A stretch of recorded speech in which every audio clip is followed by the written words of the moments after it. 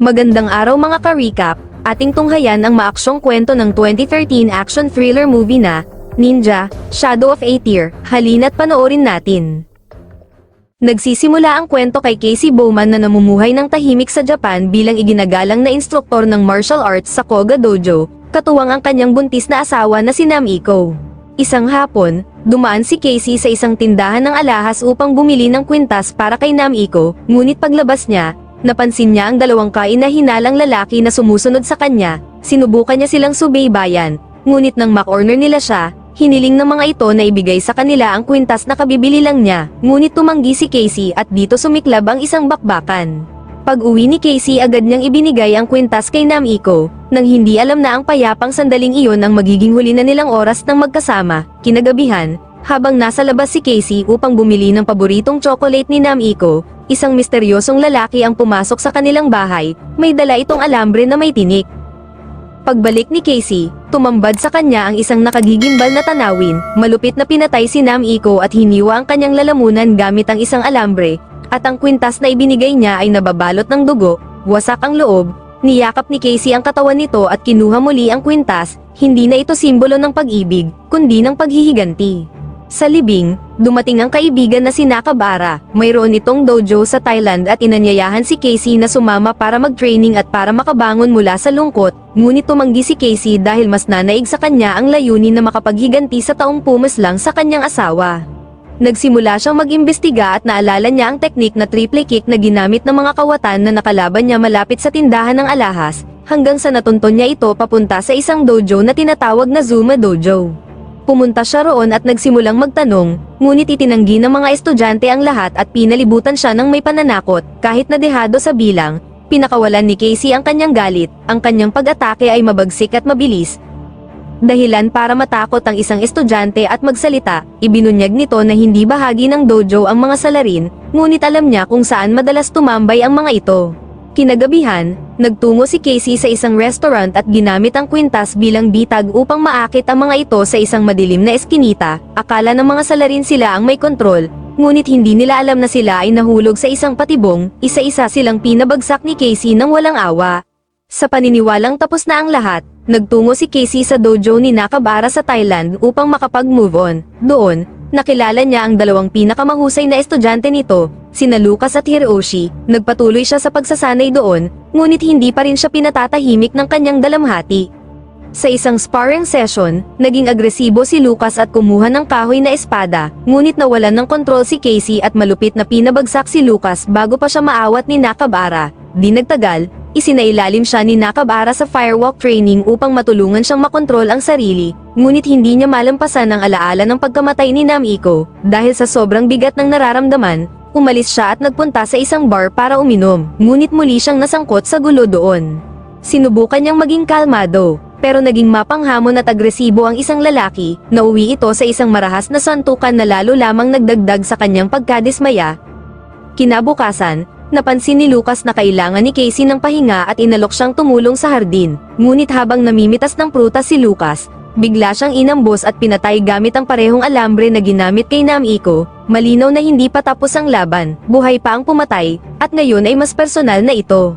Bumalik si Casey kay Nakabara at isinalaysay ang lahat. Matapos ang mahabang katahimikan, inamin ni Nakabara ang katotohanan. Ang nasa likod ng lahat ng ito ay si Goro, ang malupit na leader ng isang drug cartel sa Myanmar.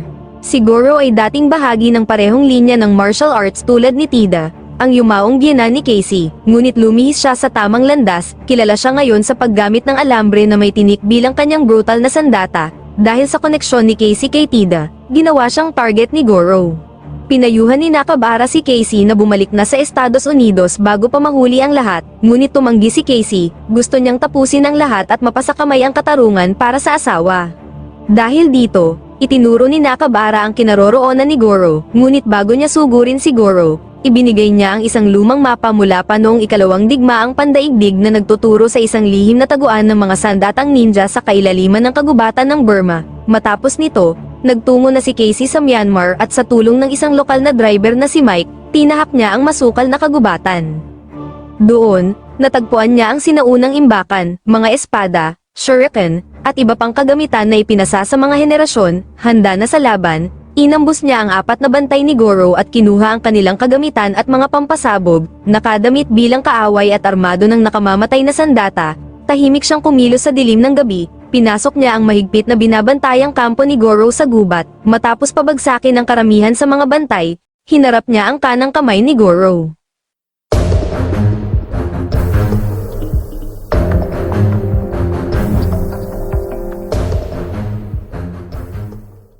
Ngayon, isa na lamang ang hadlang sa pagitan niya at Nostisha, si Goro. Sa wakas, natagpuan ni Casey si Goro at hiningi ang katotohanan tungkol sa pagkamatay ni Namiko. Nagkunwari itong walang alam, ngunit ang alambre na nakapulupot sa kanyang kamao ang siyang nagsabi nito, at dito nagsimula ang isang mabangis na laban.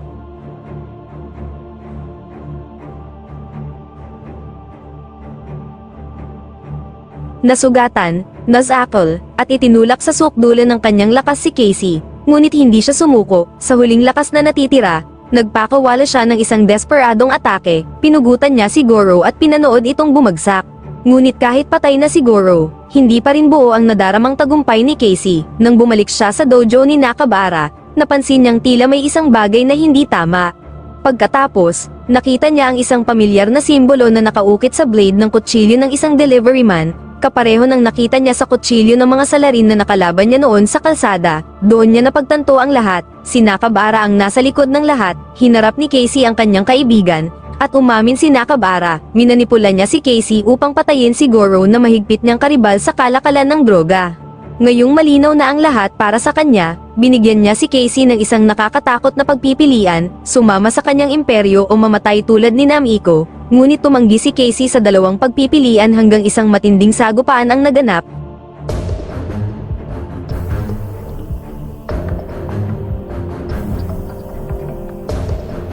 At sa huli napatay ni Casey si Nakabara. Pagkatapos, sinabi niya ang katotohanan kay Hiroshi. Si Nakabara ang may kagagawan sa pagkamatay ni Namiko. Magkasama nilang natuklasan ang isang lihim na imbakan ng droga sa ilalim ng dojo.